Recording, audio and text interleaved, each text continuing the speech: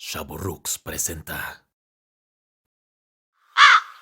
Ecos de Terror. Buenas noches a todos, sean bienvenidos una vez más. Como saben, soy Beren y esta noche seré el centinela. Ya tenía mucho que no nos veíamos y espero que hayan recobrado sus energías, pues ahora nos adentraremos mucho más en la oscuridad. Sin más, los invitamos a escuchar los 5 relatos que tenemos para ustedes, si es que se atreven. En fin, la noche se avecina y comienza mi guardia. Esto es Ecos de Terror.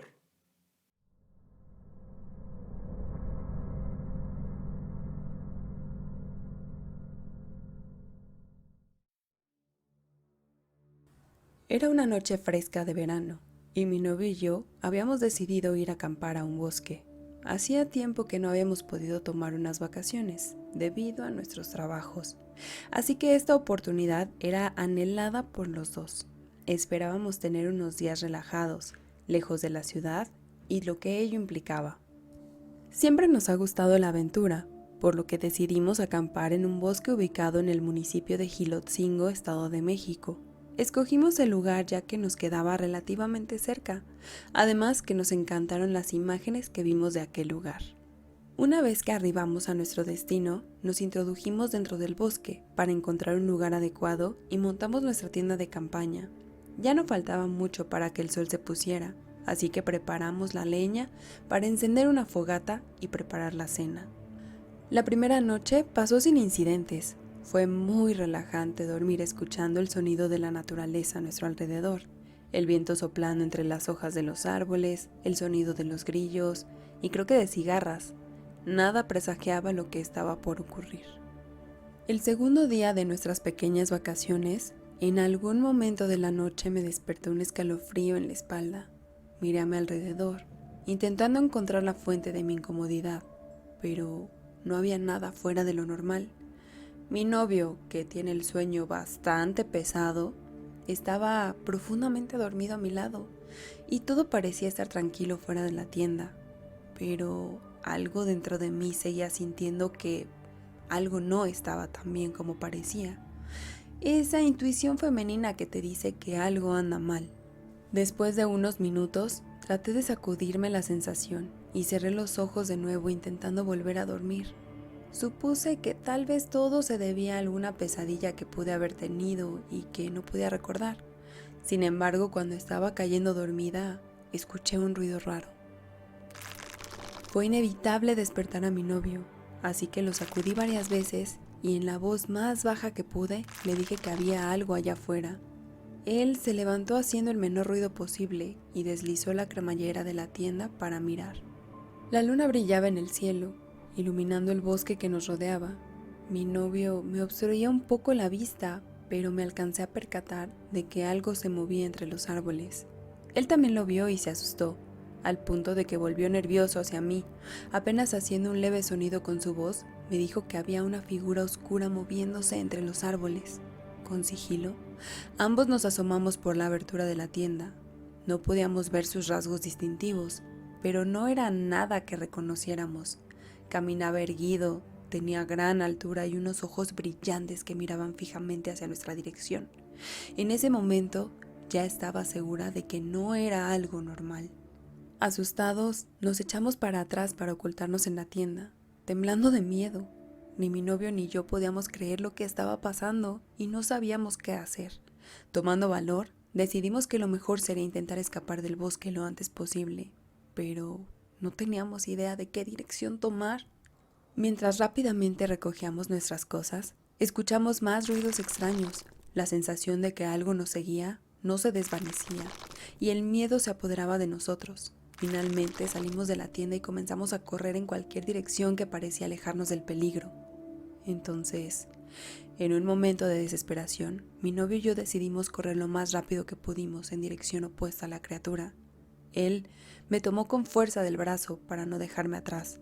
Por momentos casi iba jalándome, pues las piernas dejaban de responderme. Nos adentramos más en el bosque, sin una noción clara de si en realidad estábamos alejándonos del peligro o acercándonos cada vez más a este. Finalmente, vimos una pequeña cabaña en medio del bosque, Corrimos hacia ella y cerramos la puerta con fuerza detrás de nosotros, esperando que la criatura no pudiera entrar. Notamos que tenía bastante tiempo abandonada. Había unos cuantos muebles de madera muy viejos y llenos de polvo, tierra y muchas telarañas, además de que se notaban frágiles al tacto. Dentro de la cabaña nos sentimos un poco más seguros, pero todavía temblábamos de miedo. La criatura seguía acechándonos afuera, gruñendo en la oscuridad, y solo veíamos sus ojos brillosos asomados por momentos en las ventanas, como si buscara algo. Fue una experiencia aterradora que jamás olvidaremos. Pasamos la noche ahí, las horas más largas y aterradoras de nuestras vidas, sin poder dormir. Solo escuchábamos a la criatura afuera. Finalmente, cuando el sol comenzó a salir, la criatura pareció desvanecerse junto con la oscuridad de la noche. Con la seguridad que nos dio la luz del sol, salimos de la cabaña y corrimos tan rápido como pudimos intentando encontrar en dónde se encontraba el auto. Después de varias horas de caminata, finalmente encontramos el camino de regreso. Nunca en nuestras vidas olvidaremos esa noche de terror en el bosque y aquella criatura que nos perseguía en la oscuridad. Hasta la fecha, no tengo idea de qué cosa habría sido eso. Ahora, siempre recordamos investigar un poco antes de acampar en lugares desconocidos, para tener mayor seguridad de que nada similar volverá a pasar.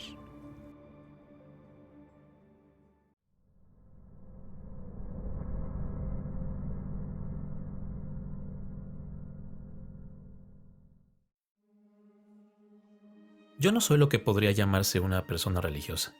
Como muchas personas en México, fui criado en la religión católica y de alguna forma sigo perteneciendo a ella. Pero conforme crecí me fui alejando un poco de muchas de las tradiciones que conlleva y le he tomado el gusto a verle a todas las diferentes creencias sus puntos en común y tomar lo que me ayude a ser una buena persona. O al menos eso intento.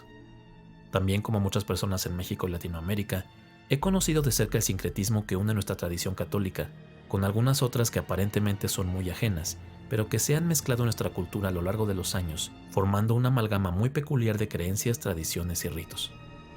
A lo que me refiero es que a lo largo de mi vida he sido testigo o partícipe de lecturas de cartas, ya sea de tarot o de baraja española, o de las conocidas limpias, estos rituales esotéricos que mediante el uso de variados objetos te aseguran liberarte a ti, a tu casa o a tus pertenencias de espíritus malignos, malas vibras, envidias, mal de ojo y otras afecciones espirituales, y proporcionarte la paz y prosperidad que tanto anhela todo ser humano.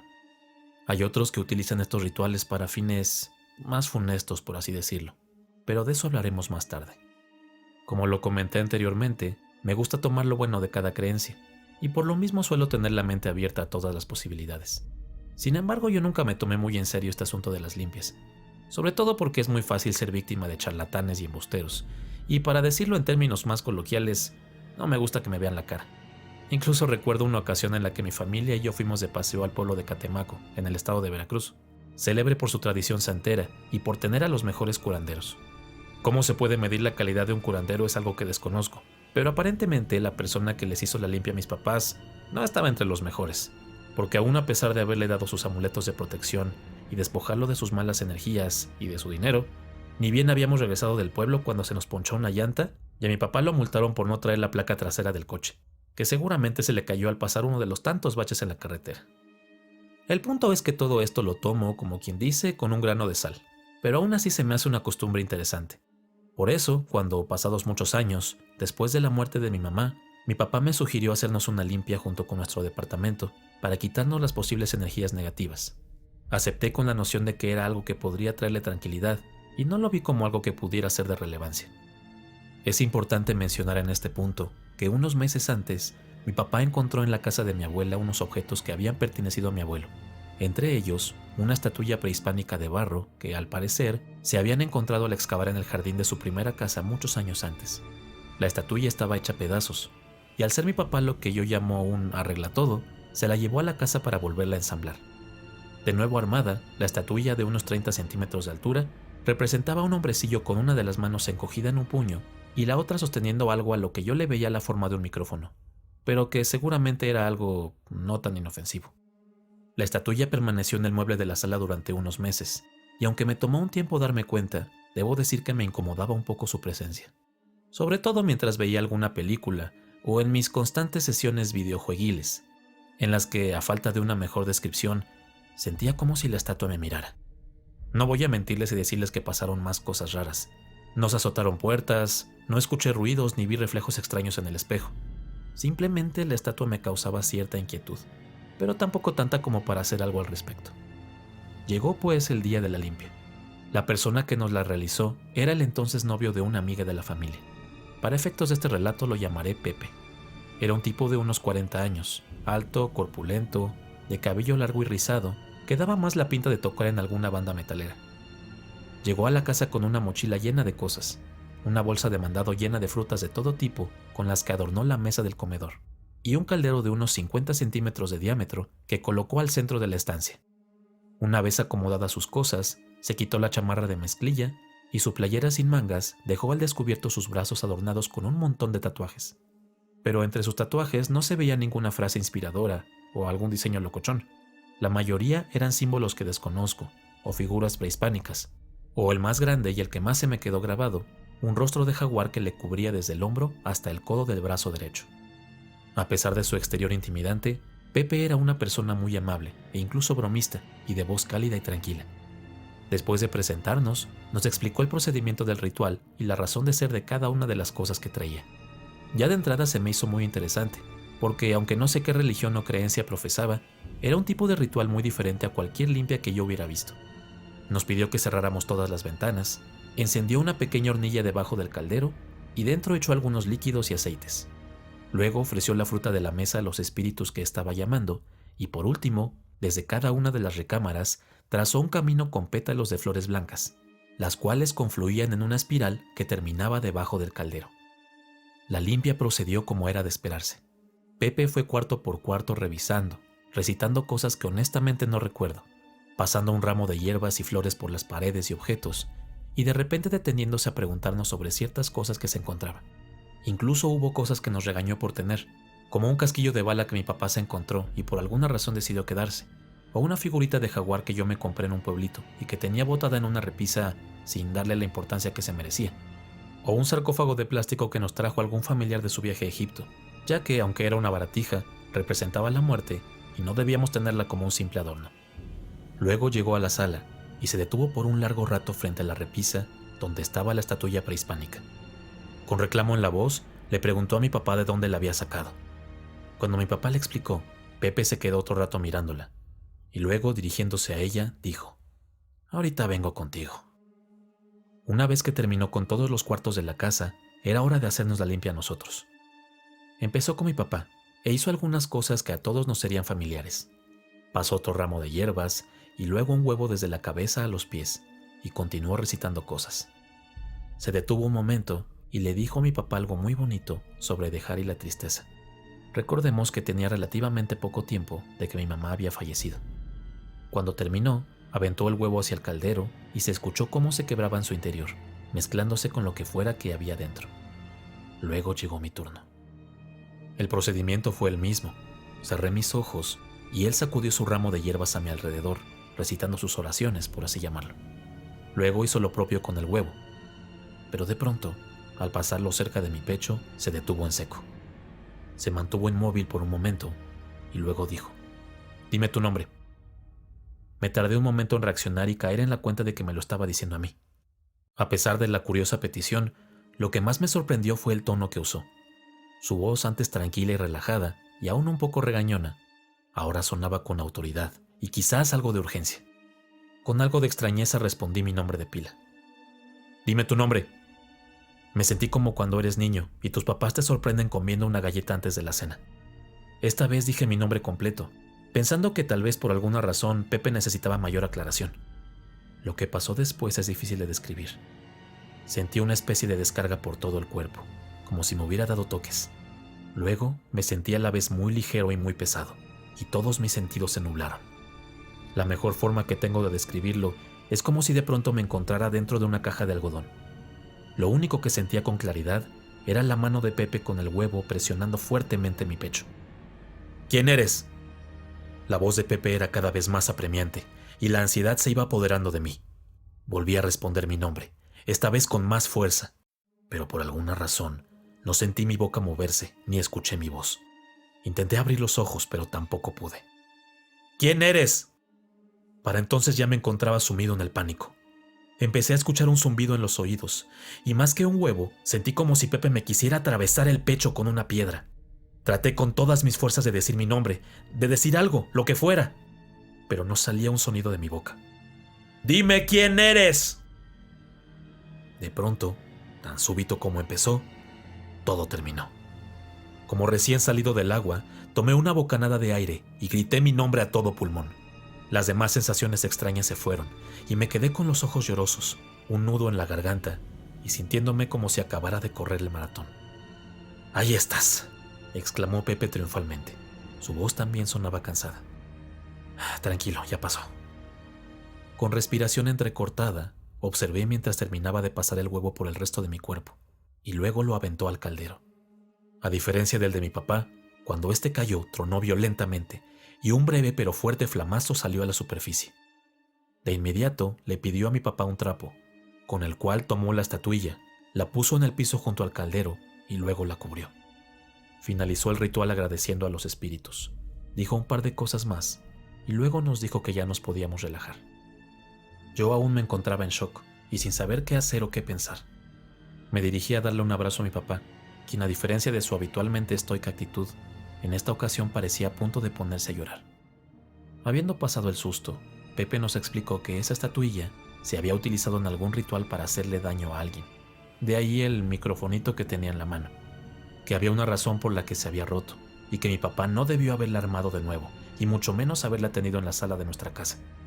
Que lo que había estado haciendo era alimentarse del dolor que había en la casa después de la muerte de mi mamá, especialmente del mío, y por eso, en sus palabras, no me quería dejar ir. Le pregunté si entonces la iba a volver a romper, pero me dijo que no, que eso empeoraría las cosas otra vez. En lugar de eso, se la llevaría a su casa para trabajarla y tratar de limpiarla, y si no podía, al menos utilizaría lo que fuera que tuviera dentro para ayudarlo en sus otros trabajos. Pepe se despidió, le pagamos una cantidad voluntaria, aparte del costo de la fruta y sus otros insumos, y se fue con la estatuilla. Años después, aún no sé qué pensar de todo esto. Como mencioné al principio, me gusta mantener la mente abierta ante cualquier situación, pero esto es algo que nunca había sentido, y espero nunca sentirlo de nuevo. Solo sé que después de ese día, siento como si me hubieran quitado un gran peso de encima, y aprendí que hay ciertos objetos que guardan una carga espiritual, o energética, o como quieran llamarlo, y esos objetos deben ser tratados con respeto.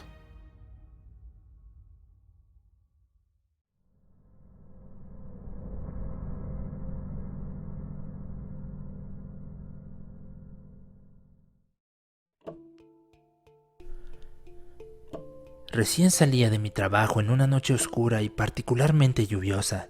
Era una de mis primeras veces manejando solo, así que estaba un tanto nervioso. Mi hermano mayor me había enseñado a manejar y uno de sus reclamos constantes era que no miraba sistemáticamente por el retrovisor. Yo aún no estaba acostumbrado a hacerlo, no me había generado ese hábito. Mientras conducía por el periférico recordaba sus palabras y decidí echar un vistazo al espejo retrovisor. Lo que vi me dejó sin aliento. Había una silueta oscura en el asiento trasero. No pude ver con claridad porque solo vi de reojo, pero la forma parecía humana y parecía estar moviéndose lentamente. Me asusté mucho y traté de convencerme de que solo era mi imaginación. Estoy muy cansado. Ya estoy viendo cosas raras. Me dije a mí mismo en una voz baja, como algunas personas hacemos cuando nos regañamos a nosotros mismos. Pero a medida que avanzaba por el camino, la silueta parecía acercarse más y más a mí. A pesar del terror que sentía, no me atrevía a mirar directamente al espejo. Era de esos momentos en el que el resto de tus sentidos te alertan, como de que hay alguien cerca a pesar de que no lo puedes ver. Finalmente, llegué a mi destino y me estacioné frente a mi casa. Bajé del auto un poco más tranquilo y con la idea de que ya estaba a salvo. Me dispuse a irme, pero algo me hizo detenerme. Una voz rasposa y vieja se alcanzó a escuchar desde el interior del vehículo. Gracias por traerme. Con un nudo en la garganta decidí enfrentar mi miedo y volví la cabeza para mirar en el asiento trasero. Lo que vi me dejó paralizado. Había una figura sentada y mirándome fijamente. No sabría decir si era un anciano o vaya, si era humano siquiera. Solo que tenía un aspecto demacrado, casi como si fuera un cadáver animado. Aterrorizado corrí sin mirar atrás. Cuando me detuve en la puerta de mi casa, vi que el anciano se había ido, pero puedo jurar que un instante antes escuché la puerta del coche cerrarse. Al recordar la experiencia, aún siento un escalofrío recorrer mi espalda. A menudo me pregunto quién era ese ser o ese anciano, cómo llegó a mi coche sin que yo lo notara. Pero lo que más me inquieta es la sensación de que esa presencia aún está ahí, vigilándome.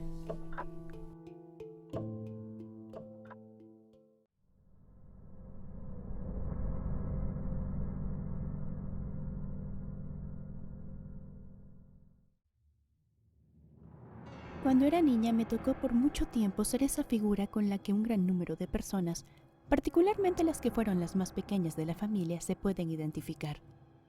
La mandadera, o como decimos en mi casa, la veme y trae. Esta forma la usamos por la frase de «Oye, ve y tráeme esto o aquello». Hay quienes tienen el karma, por así decirlo, de regresar a esa modalidad en algunos empleos en donde tienen que hacer méritos. Pero en mi caso se limitó únicamente a mi infancia. Como ya les di a entender, al ser la más chica de las hijas de mis padres, así como la más pequeña, por un tiempo, de todos los primos, al reunirnos con la familia de mi mamá era imposible escapar a mi rol de veme y trae. Recados, alimentos de la cocina, piensen ustedes cualquier cosa que fuera conveniente o le diera pereza a mi familia hacer y con gran posibilidad acababan encargándomelo. Estas reuniones eran sumamente frecuentes, cada fin de semana por varios años mientras vivía mi abuela, tanto sábado como domingo. A veces en casa de mis tíos, a veces en casa de mis papás y a veces en casa de mi abuela. Esto, si bien tedioso, tenía también su encanto. En ocasiones me tocaba alguna recompensa, dulce o una propinita, y como recadera una se entera de los chismes antes que nadie. Más cuando todavía me tocaba que algunas personas de mi familia pensaban que por ser niña era tonta y no entendería. Y vaya que sí entendía. Lo que en definitiva odiaba de esto era cuando visitábamos la casa de mi abuela. Esto se debe a que en la recámara principal yo me sentía muy incómoda. ¿Por qué? Pues al principio simplemente por sentir que alguien me miraba o estaba justo detrás de mí cada que me mandaban por algo. Esto llegó a otros niveles de una de tantas visitas que hicimos a casa de mi abuela. Apenas entrando, mi mamá me mandó a la recámara de mi abuela para ayudarla a encontrar unos zapatos. Yo subí las escaleras y ella estaba mi abuela sentada terminándose de vestir con la puerta entreabierta. Yo me detuve justo en la entrada de su habitación y no quería pasar. Tenía la esperanza de que no necesitara mi ayuda. No me malinterpreten, adoraba a mi abuelita. Pero su recámara me daba miedo. Mi abuela insistió en que pasara y tan pronto crucé la puerta sentí la necesidad de mirar a su closet, que también estaba entreabierto. Ahí, dentro del closet, pude ver por unos instantes el rostro de un hombre, con una mirada terrible, como si estuviera muy enojado.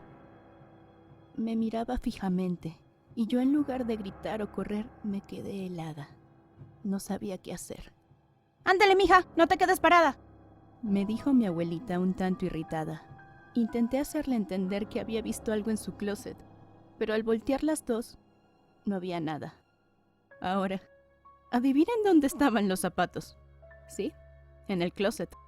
Con todo el valor que cabía en mi pequeño ser y presionada por la furia de mi abuela, me acerqué al closet y saqué los benditos zapatos. Le ayudé con velocidad a mi abuelita y nos salimos de esa recámara. Mi siguiente encuentro con el anciano no fue tan afortunado para mí. Semanas después de la primera vez que lo vi, me mandaron por las pastillas de mi abuelita. Buscaba yo en el cajón de su buró, en el cual tenía un espejo que usaba para maquillarse. Cuando por fin encontré las medicinas, tuve la mala suerte de mirar en el espejo Y ahí estaba, justo en la entrada de la habitación, el horrible anciano.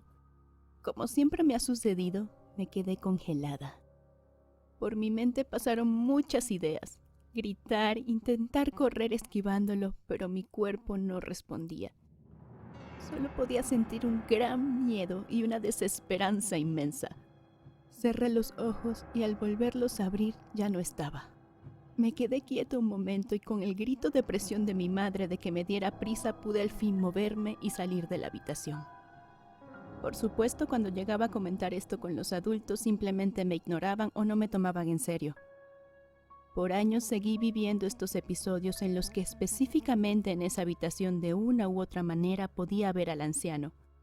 En el closet, en la puerta, en la cama, incluso en la ventana. Me formé una rutina de siempre entrar corriendo y salir velozmente de ahí, tratando de no mirar nada que no fuera indispensable. Cuando por fin llegó mi relevo, es decir, uno de mis primos menores que se alzaría con el título de Veme y Trae, sentí un gran alivio. Aunque esto solo fue momentáneo. Comencé a notar que él actuaba raro cada vez que entraba en esa habitación y decidí hablar con él. En el fondo de mi ser tenía una esperanza de que me dijera otra cosa. Pero cuando me dio a entender que había un señor enojado en ese cuarto, sentí muy feo por mi primito. Admito que también algo de alivio, pues significaba que yo no lo había imaginado. Para no someter al niño al mismo trauma que yo viví, me ofrecí siempre que pude a ser quien entrase a ese cuarto. Lamentablemente esto solo dejó de suceder una vez que mi abuela murió y ya no tuvimos motivos para visitar su casa. Y aunque tengo hermosos recuerdos de esa etapa en la que mi familia estaba muy unida, siempre se mezclan con ese sentimiento de miedo y angustia que tengo al recordar que dentro de esa habitación acechaba el espíritu de un hombre anciano.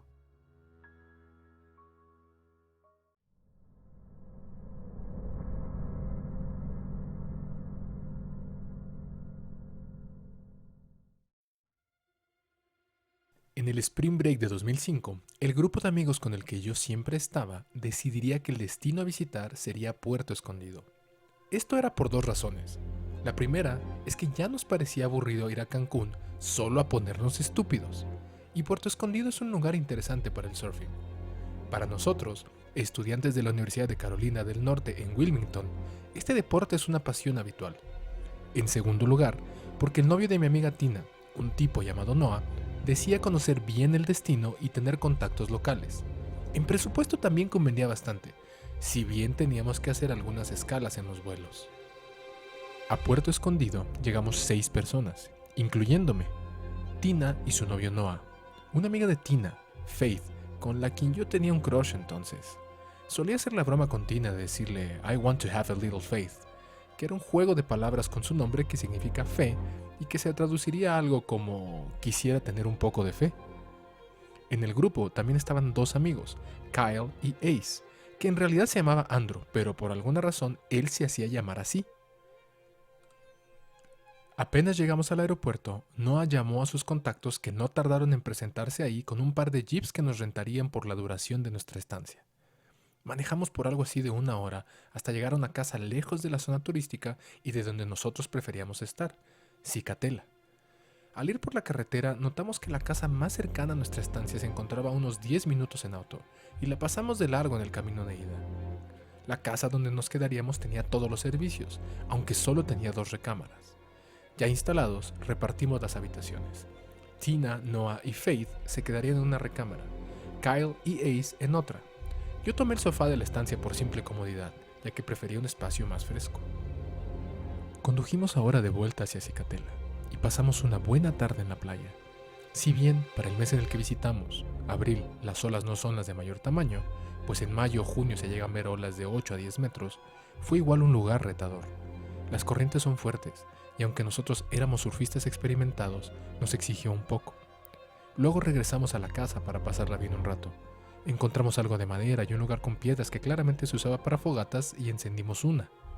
Comimos y bebimos en grupo. Yo estaba concentrado en ver si podía conquistar a Faith, que cuando menos no me rechazaba. A eso de las 10 p.m. entramos de nuevo en la casa y al pasar unos minutos tocaron a la puerta, lo que nos puso en alerta. A través de las ventanas nos asomamos y frente a la puerta se encontraban 3 mujeres.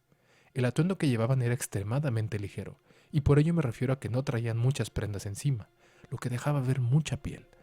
Su apariencia era espectacular, créanme que les digo que eran una cosa impresionante. En la mucha piel que mostraban se apreciaban múltiples tatuajes que a la distancia no se podían distinguir bien, pero era clara su presencia. Lucían unas prolongadas rastas en el cabello y poseían unos ojos claros muy intensos. Kyle y Ace estaban enloquecidos y no tardaron en sugerir que las dejáramos pasar. Noah y yo, menos alterados, teníamos nuestras dudas. Faith les preguntó en español qué es lo que querían y las mujeres respondieron en inglés, con un claro acento latino, que escucharon la fiesta y que les pareció buena idea venir. Contra todo buen juicio, las dejamos pasar. Les dimos la bienvenida. Se presentaron, dijeron sus nombres, los cuales no recuerdo, y les ofrecimos un trago. Kyle y Ace estaban como toros en brama y atendían a las ahora invitadas. Ellas sonreían y nos miraban de una forma que me hacía sentir incómodo. Para no extenderme más en detalles sórdidos, al poco tiempo, Kyle y Ace ya se estaban besando con ellas, de manera indistinta. Luego subieron al cuarto los 5, ellos 2 y las 3 invitadas, y los demás decidimos salir a la fogata, para no escuchar la orgía que se aproximaba. Logramos reavivar el fuego y eso parecía extraordinariamente romántico para los que estábamos afuera.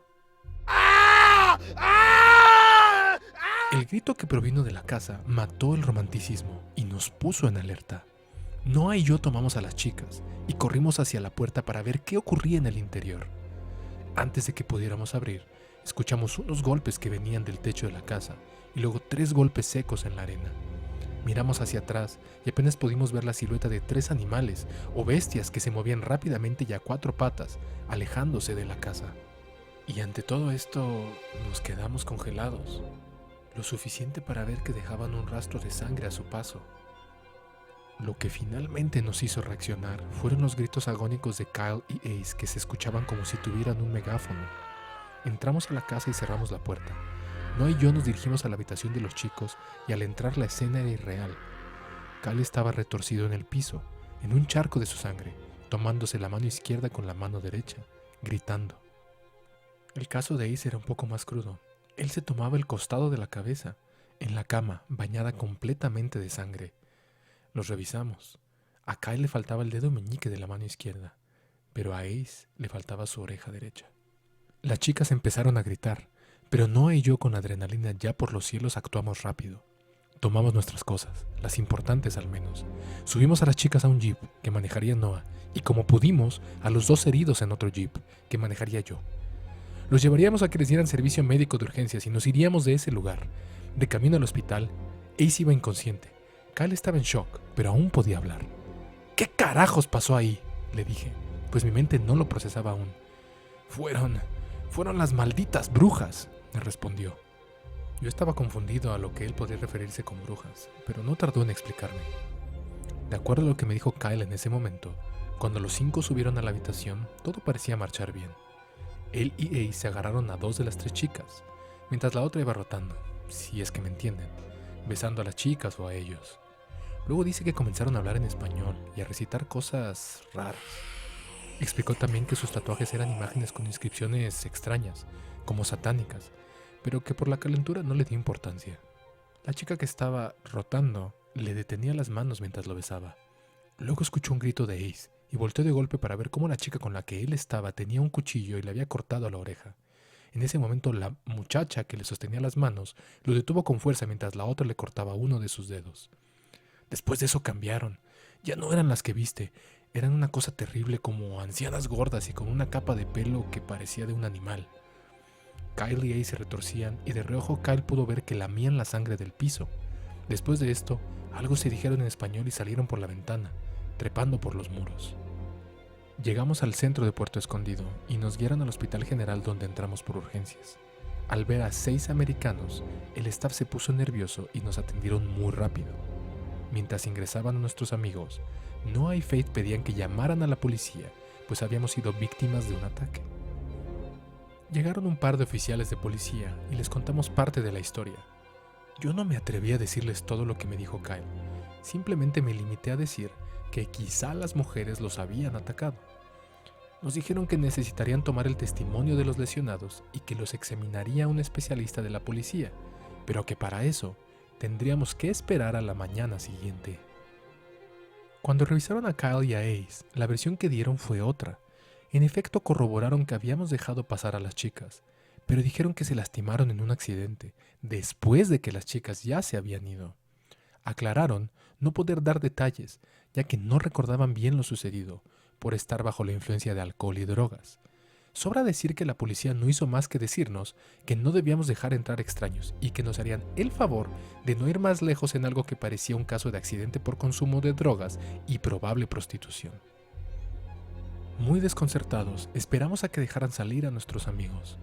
Con el viaje arruinado, Noah y yo volvimos a la casa por el resto de nuestras cosas, dejando a las chicas encargadas de los lesionados. Cambiamos nuestros vuelos y volvimos a casa.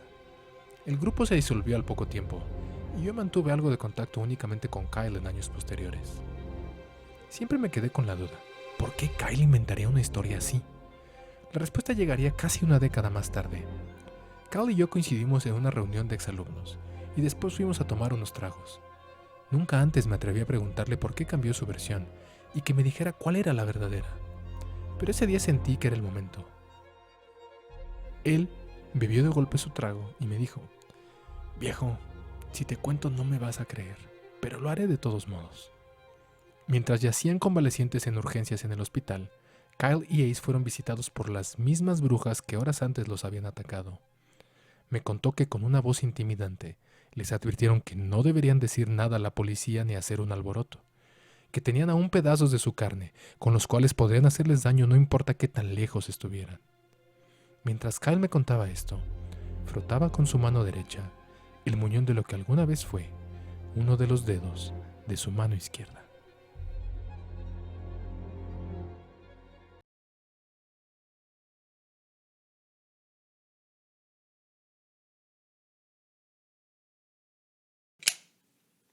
Qué bueno que llegaron al final del recorrido. La verdad es que después de este tiempo no sabría si lo lograrían.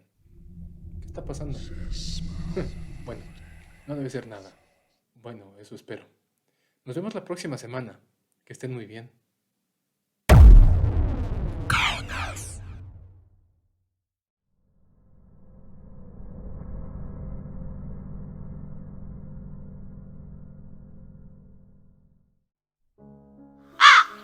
Ecos de terror.